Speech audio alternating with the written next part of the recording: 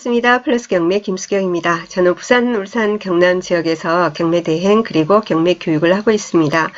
오늘은 해운대구 자동 신시가지 장산역 초역세권에 있는 주거용 오피스텔입니다. 그 인근에 오피스텔들이 상당히 많은데 오늘 소개드리는 투모로우 오피스텔이 가장 신축이에요. 2017년도부터 입주거든요. 그래서 지금 3년차예요. 3년차고 층도 상당히 좋고 방향도 좋고 다 좋은데 약간의 문제는 있습니다. 그래서 권리분석 공부 같이 한번 해보도록 하겠습니다. 제가 상당히 좋아요. 입지 하는데 입지 어디예요? 입지 어디예요? 부산 계시는 분들이라 하더라도 해운대 자주 안 다니시면 신시가 자주 안 가시면 모르시겠다. 그죠? 그래서 보도록 하겠습니다. 2호선 종착역이에요. 이렇게 초록색 라인, 이게 부산 지하철 2호선입니다. 종착역, 여기가 장산역이거든요. 네, 장산역, 해운대, 백병원역, 이렇게 돼 있다. 그죠?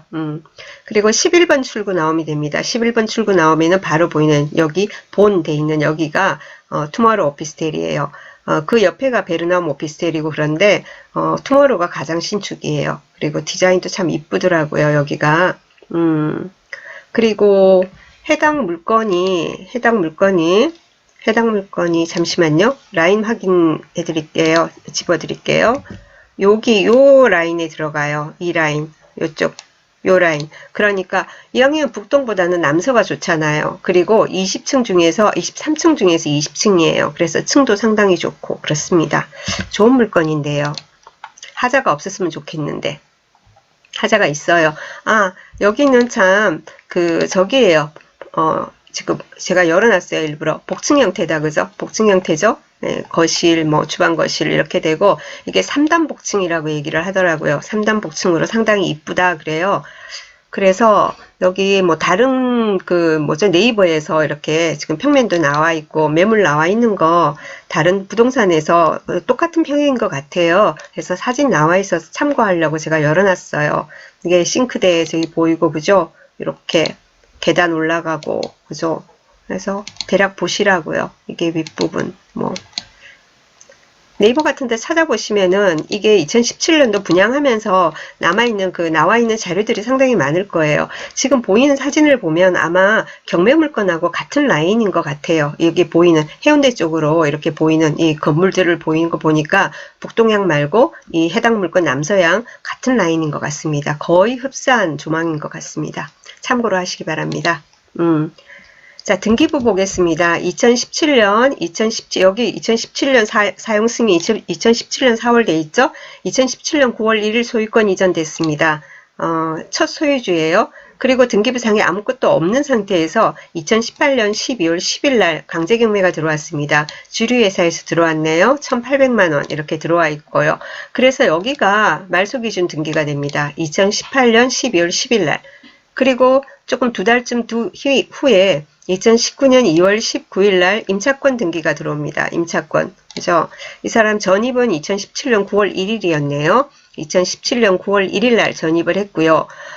보증금은 1억 1천만 원입니다. 근데 확정을 안 받고 있다가 확정 받고 그죠?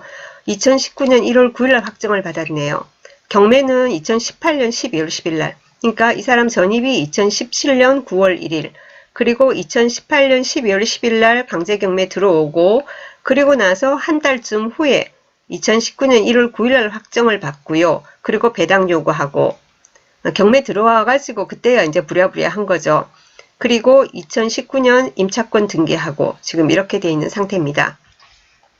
자, 말소기준 등기는 2018년 12월 10일이고 전입은 2017년 9월 1일이라서 이 사람은 분명히 대항력이 있습니다. 선순위 임차인이에요. 그런데 확정이 말소기준 등기보다 후에다. 그죠? 이후에요.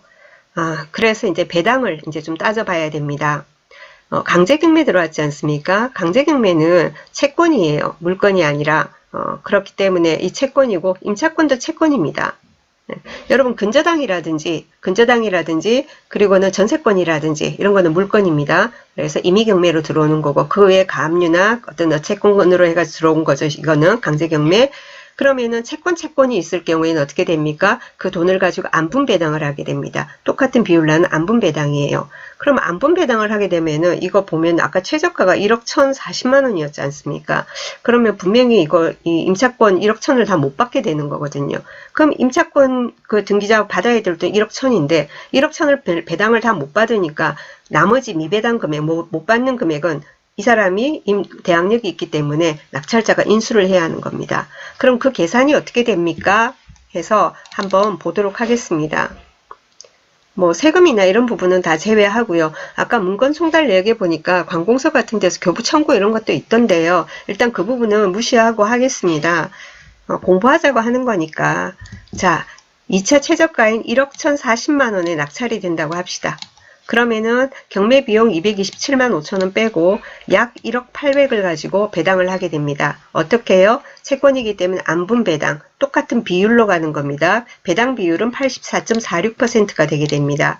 그래서 주류회사가 받아야 되는 거, 경매 신청한 주류회사가 어디예요? 1,800을 자기는 받을 게 있다 했습니다. 그 1,800에 대해서 84.46% 하니까 1,520만 원 정도 됩니다. 그럼 나머지가 한 280만 원 정도를 못 받게 되거든요. 근데 이거는 관계없어요. 우리 낙찰자 관계없습니다. 그래서 소멸되고요.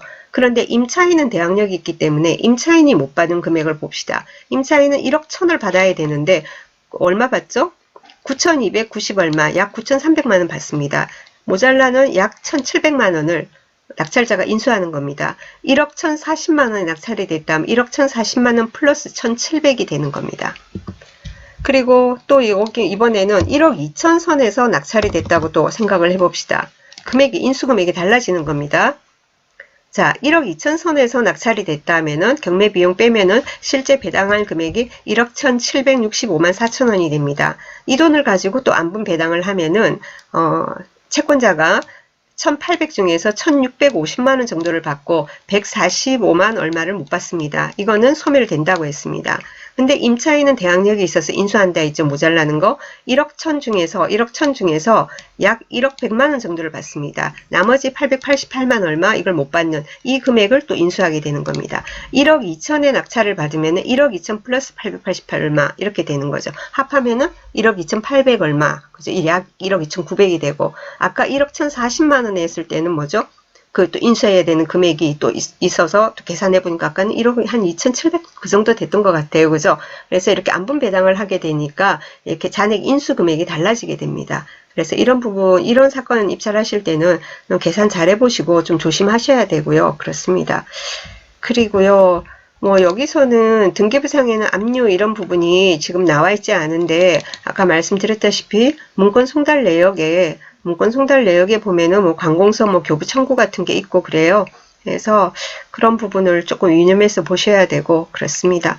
배당 공부하자고 오늘 열은 이 사건이에요. 그리고 물건 자체도 상당히 좋고요. 근데 물건 물건 자체가 굉장히 좋은데 거기에 대해서 제가 뭐 입찰을 하세요 마세요 이런 말씀을 드리기가 참 뭐예요.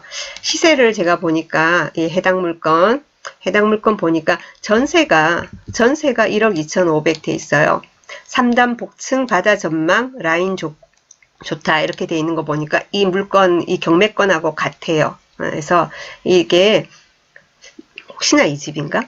1억 2,500 돼 있고요. 여기 밑에도 역시 마찬가지 그렇게 돼 있고 해당 물건 같은 경우 월세는 500에 55만원, 500에 60만원, 500에 57만원 이 정도 선에서 지금 보입니다. 참고로 하세요.